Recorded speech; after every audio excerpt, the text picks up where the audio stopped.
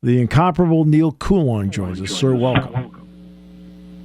As always, it's my pleasure to be here. I got the Three Dog Night joke. I know what Rob's deal is, but I laughed. Well, again, you and I are really independent. That's the reason why. Rob, unfortunately, needs to keep a straight face to keep his job. No, I'm just a quiet observer. Well done, Rob.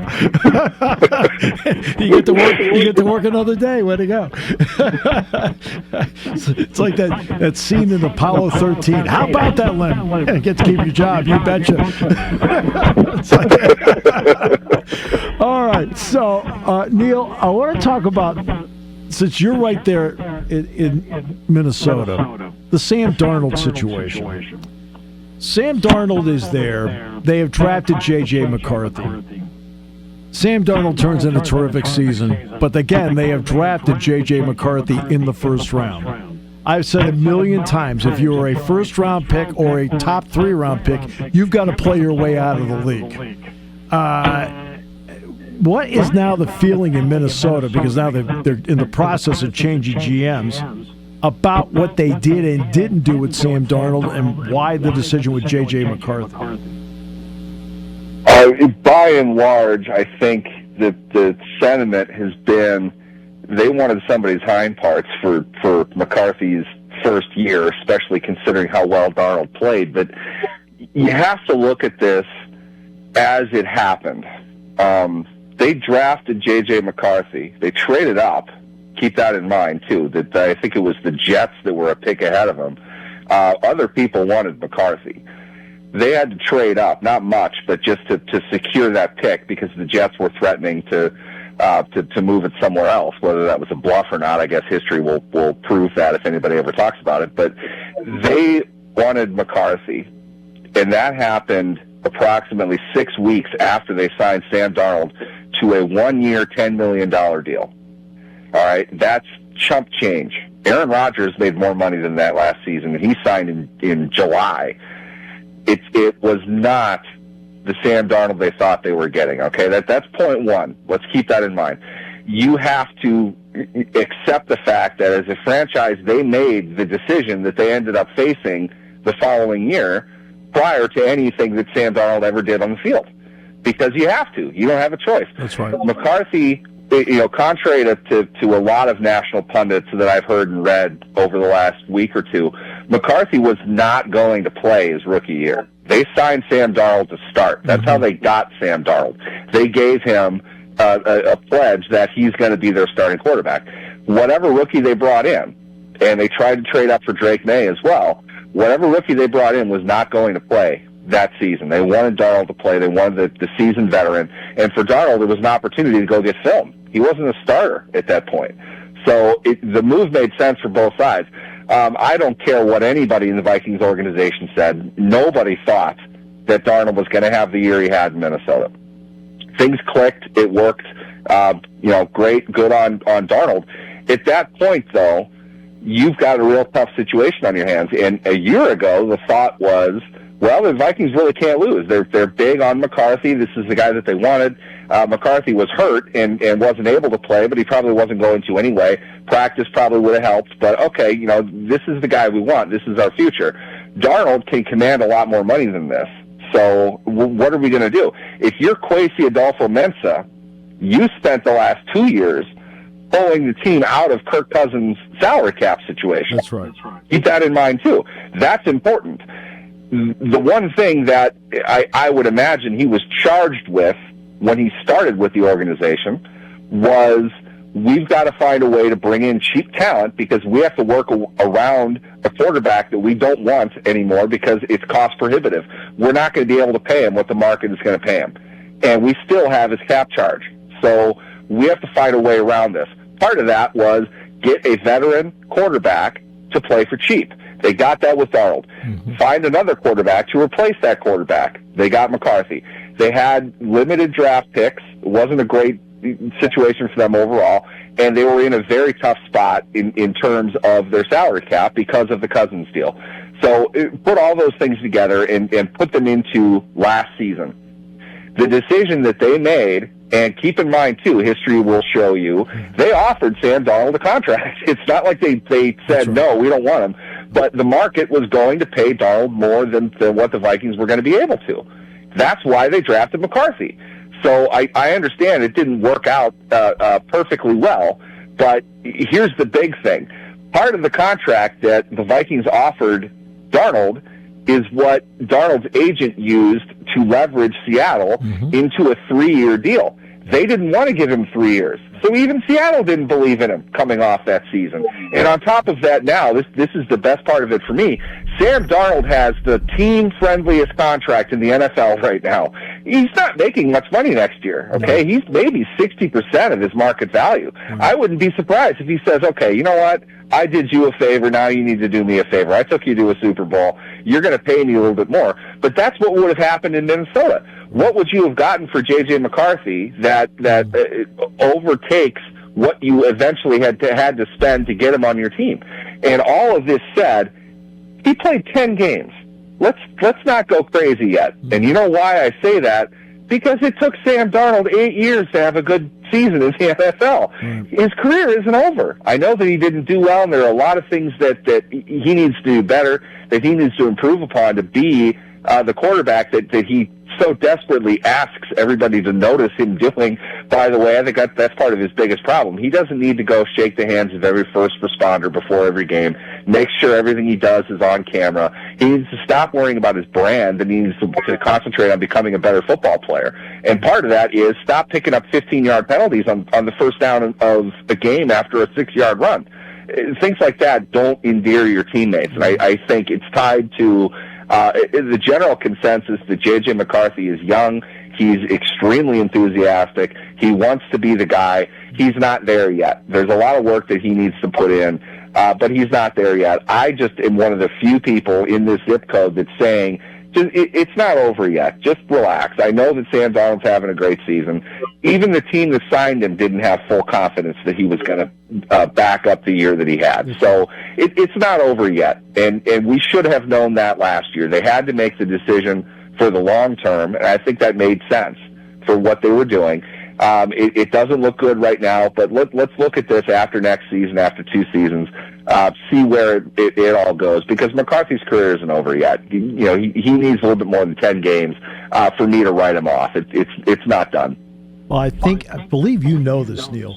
The Big Ten tournament was in Minneapolis that year, and I remember taking the train from the hotel over to the Target Center. And, of course, the train goes right by the stadium, U.S. Bank Stadium. And I was with Dick Girardi, and our engineer was Kyle Leff, and I said, they just signed Darnold that day. I said, hey, check out the line for season tickets. They looked over, of course, there's nobody. Yeah, it was just a cheap, easy joke on the train.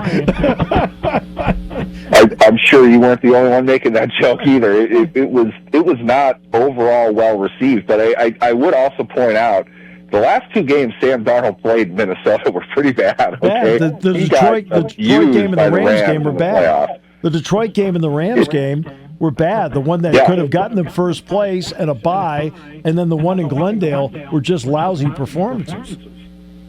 Yeah, he was. The Rams did a number on him. I mean, it's funny because Sam Darnold gets tagged with I'm seeing ghost thing from earlier in his career against the Patriots. If he was ever seeing ghosts, it was against the Rams. I mean, to a point where it was like, I'm not somebody that believes in yanking a quarterback at halftime if he's not performing exactly the way that you want. Your team prepared a certain way. You've got to see that through. Sure. I honestly thought he needs to sit just because he's lost. He's terrified. He doesn't know what's coming. He is as far out of a game as I have seen a quarterback. And you credit the Rams for that. They did a great job. They're a very good team for a reason. They were the only team that gave Philadelphia a game in the playoffs. I've said this before. I think the Eagles are the best team the NFL has seen in the last 10 years. That playoff run they went on last season was incredible. They were incredible. The Rams fought them tooth and nail. So Darnold, not a finished product by any stretch. And it's Seattle, in Seattle, he got Clint Kubiak a head coaching job. They did a remarkable job with him, and he does the things that we're getting used to Darnold doing now, and they raised his floor a little bit more. Minnesota, I think, though, did the bulk of the work with him, gave him the opportunity, gave him the chance to grow. All I'm saying to Vikings fans is let McCarthy have the same grace, okay? Darnold played nearly twice as many games in Minnesota as McCarthy has. Give him a chance. And on top of that, he's 23 years old. He had to sit for his entire rookie year. He's amped up, probably way too much. He needs to kind of rein that in. But I saw good things from J.J. McCarthy this past year. There were a lot of rough edges for sure. Yeah. I feel, though, that's to be expected. Give him a chance. Give him the opportunity to grow into it. You might have a guy playing at the level that Darnold's playing in another year. Give him a chance, and then the whole move makes sense. Everybody wins. I would say, especially Seattle, because they're the ones that are paying Darnold what's probably going to be 50% of market by the time his contract is up. So obviously Seattle's made out very well with that, and good for Darnold. He's a good player. It's a great story overall. It just I don't think the decision is as binary as people want it to be. They couldn't evaluate it as simply as everyone wants to judge them for doing, but they did offer Sam Darnold a contract. So let's not act like, well, we chose McCarthy. They were perfectly willing to bring Darnold back. Yeah. Does the Hall of Fame need, when it comes to the veterans and the contributors and/or coaches, do they need to change anything on the voting procedure for it? Because you can only select 3 out of the 5 that are there. Should you be allowed to select all 5 if you want, or how do you feel about that? I feel if you have separate groups to identify people that contributed to the game differently and set different amounts for those groups, the entire fiasco that we're looking at, it doesn't exist. Right. Bill Belichick wouldn't be the first coach who belongs in the Hall of Fame to not get in on a ballot. Right. And I know that it's something we must make as big a deal about as humanly possible. Personally, I don't feel coaches should be lumped in with players. It should not be this player or this coach. I agree. That should not happen. Yep. They're 2 totally different people. Don't tell me, and it's honestly what really sticks in my craw is the fact that one fantasy writer wants to evoke the name of Ken Anderson alongside Belichick in that case, in a pejorative sense. Matthew Berry said something to the effect of, I have to choose between Bill Belichick and Ken Anderson. It's pretty obvious who I'm choosing from. Ken Anderson should have been in the Hall of Fame a long time ago. Ken Anderson. Don't act like he doesn't belong there. Don't tell me that. That's an immature take, because you're talking about a guy that was 65 to 70% in a league that threw the ball downfield and not behind the line of scrimmage. In a league where he had to face the Pittsburgh Steelers twice a year. Jack, I work with Jack Ham. He'll tell you, be the first one to tell you Kenny Anderson belongs in the Hall of Fame. You talk to any one of those guys, they will tell you that. If anybody belongs in the Hall of Fame right now, in my opinion, and I've got group threads with a bunch of people that do this stuff for a living, they'll tell you whoever they might choose, they're not going to bat an eye saying Ken Anderson belongs in the Hall of Fame. I fully believe he belongs in the Hall of Fame. Does Bill Belichick belong in the Hall of Fame? Yeah. Absolutely. Is the fabric of the game destroyed if he waits a year? I don't think so, because most coaches are going to wait a long time to get in the Hall of Fame. Mike Shanahan's not in the Hall of Fame. Nobody's up in arms about that. Nope. I get that it's Belichick, but let's not put the same weight behind a coach as we would a player. It's a player's Hall of Fame. In my opinion, if you weren't a player, you were a contributor, and the contributors should have a different set of criteria, a different set of circumstances, because we did not show up to watch the contributors. We didn't. We showed up to watch the players. Put the players in the Hall of Fame. Put them in comparison to their peers. Put them in front of voters.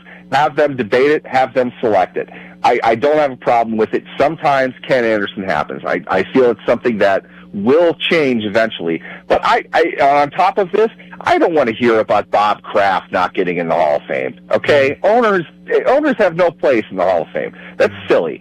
Okay, he owned a team that won a lot of games. There are plenty of Patriots players in the Hall of Fame already because of the success that they had. They will get their coach in there. I don't think it'll be a coincidence when Belichick has 100% of the vote next year. Yeah. Not going to be a problem. We'll move on. More Patriots players will get into the Hall of Fame, including Tom Brady. Obviously unanimous, obviously first ballot. There's no issue with that. My issue is you get the guys that fall between the cracks that already have to wait behind players. If you're going to weigh them against coaches and owners at the same time, we're going to be at this for a long time, and there's going to be a lot of problem with it. It's going to turn a lot of people off. Look, I say this all the time. You can see through what's happening on TV all the time. Every time the Cowboys play, there's always a shot and a comment about Jerry Jones being there. Every time the Patriots play, there's always a recognition and a comment about Robert Kraft being there. Neal, you and I both know they're on the television committee. Yeah, well, shock, right? If that's Bob Kraft's ultimate contribution to the game, I'm sorry, we can wait on his Hall of Fame selection. It's great that he took the greatest products in the world and sold it to TV. I mean, it's building on the backs of a lot of other people that probably had to move more weight than Bob Kraft ever did. Bob Kraft, a highly successful owner, highly successful business person. I don't dispute that in any way, shape, or form. All I'm saying is, for a contributor level Hall of Fame award, I don't think it should be a whole lot different than the sports writers that get in. Yes, they contribute. There's a lifetime achievement sense to it. That's great. It's kind of like the Oscars that they give away that they don't put on TV. Put them in. They're a part of the process. I don't think it needs to be put alongside the best actor categories. You know, that's just me.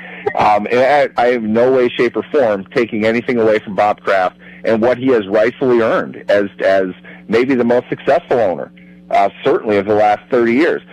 That doesn't change the fact that he's not a player. He's not the guy that people paid to show up and watch. Right. And he's already been handsomely rewarded for everything that he's done.